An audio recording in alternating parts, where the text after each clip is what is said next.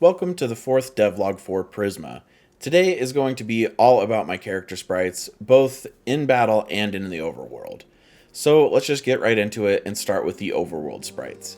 I want to improve my workflow around these sprites because I'm getting to the point where I need to start making NPCs. So this is currently my setup for the main character. The one NPC I have is just a color change of this sprite. So there's nothing really new there. I just needed to test out NPC functionality. So this sprite has a walk cycle for the 4 directions, and since then I decided to do the art a bit differently. I'm going to do the lighting from above instead of from above and at an angle. That way I can mirror the sprite from the other direction and it'll reduce the amount of sprites I have to create. Also, I want a bit of character customization to be possible. At first, I didn't think I'd do that because of all the extra work it'll cost, but I figured since I already need to make a bunch of NPCs for the game, I might as well create a somewhat customizable character sprite in the process, and that will actually aid in my own purposes. So I started thinking about what I would like to customize on a character. The obvious ones are hair and clothing, but I also need to be able to change skin color and face features. I also added a head in case I decide to change the shape of the head ever, but I don't think I'll need to use that one. I thought about the different sections I would need for the clothing. In the end, I just ended up going with an upper layer and a bottom layer, so you can basically change the shirt and then change the pants. I briefly thought about shoes, but I think that's too much detail on these small sprites.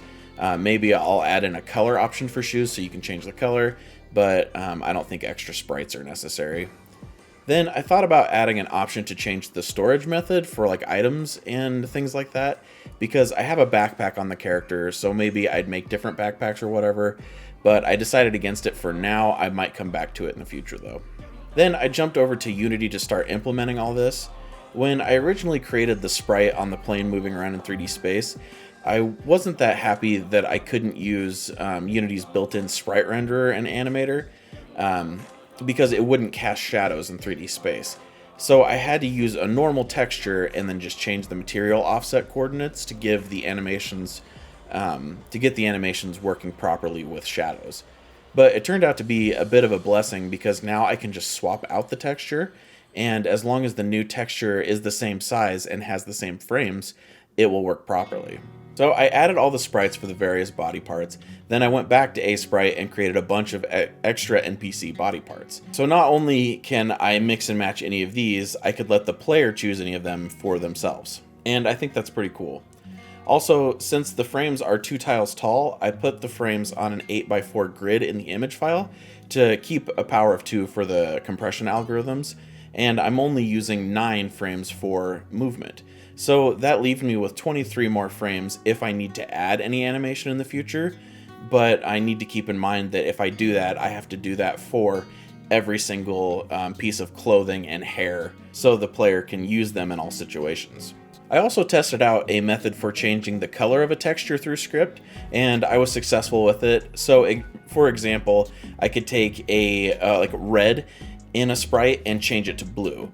And obviously I can do that with any colors. So I think if I were to make a few color palettes that account for shading, I could swap out the colors decently easily. But that's a problem for the future. For right now, I'm just happy with the process to create a new NPC. So let me just demonstrate how this works real quick. You can see when I'm not running the game, all the different NPCs and characters all look the same. They look like the player character. But as soon as I hit play, the script that I wrote will pick up those the different files for the different NPCs and swap them out, and the animation knows what it's doing because the animation is basically just changing the tile offsets, and so everything just works out perfectly. Also, I don't think I've explained my NPC setup. So they have colliders attached to them, and I basically just do a raycast to see if they are in front of the player. And when they are, I pop up a little indicator telling the player that they can press a button to interact with them. Then a text box pops up and I have a script that sets their name and what they're saying. As for movement, I have a node-based system that just uses empty game objects to direct them around. The paths are separate from the NPCs, so I can swap them out if I need to. Then I coded a few different ways for them to travel around the different nodes. So they can walk in a circle, or I can have them turn back when they get to the last node. I also added a one-way for good measure, so they just stop when they get to the end of it.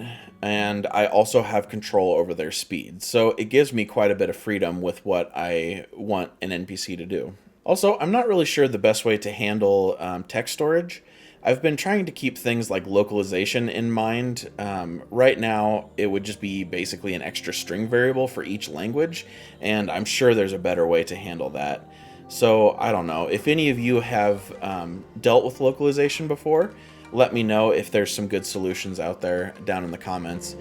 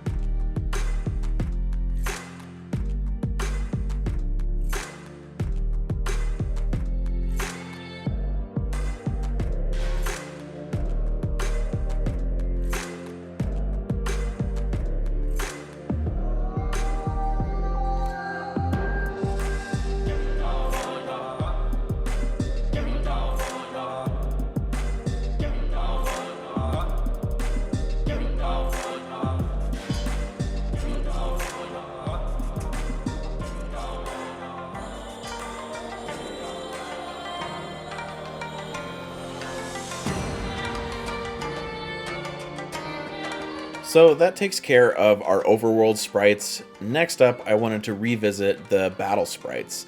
And I really want to improve the character animations in there. Originally, I just had the overworld sprite standing there behind the Prisma, but the Prisma are quite a bit more detailed, and they also move at a higher frame rate than the overworld sprites do, and the sizes don't really match up. The Prisma are quite a bit bigger than the scale of the character, so I knew that I needed a new solution. I decided to just go for it and draw a whole new character and see how it went. This is what I ended up with. I like it, but I'm not sure that this is where I want to go with it in the end. I actually created the sprite and animation for this about a month and a half ago, and I've been spending this time thinking about what I should do with it. I actually wanted to add some more animations, like when the character's giving a command to the Prisma, or maybe even a winning pose. But as soon as I finished the idle pose here, I knew that I would probably want to change it. So I just held off and kind of let the idea soak in my brain as I worked on other parts, and just thought about what I could do to improve it. So I think here pretty soon I'm going to take another stab at this and creating a character for the battle. So one, I think I made him too big. I want the proportions to be somewhat right compared to the Prisma, but I think this one just goes a little bit too far. I've also been thinking about what the trainers will be wearing, because another thing that I've always thought was weird in things like Pokemon or Digimon is that the creatures were using these super powerful moves that had like explosions, bursts of fire, and literal earthquakes, and all the characters are standing right next to them just wearing like a t-shirt and shorts. So I'm wondering how it would look if I gave the trainer type characters some armor so they can withstand the attacks that their Prisma are dishing out. But I haven't really settled on anything, so let me know what you think about that down in the comments too. Well, that was devlog number 4. We're starting to make some real progress here, and just looking back at the first devlog, it looks completely different at this point, so I'm really happy with where things are going. And in the next video, I'm going to introduce all of the Prisma that I have created already, and introduce a few more that you guys haven't seen yet. And I think that should be pretty fun, since this is ultimately what the game is going to be about. Well, thank you for watching, and I will see you in the next video.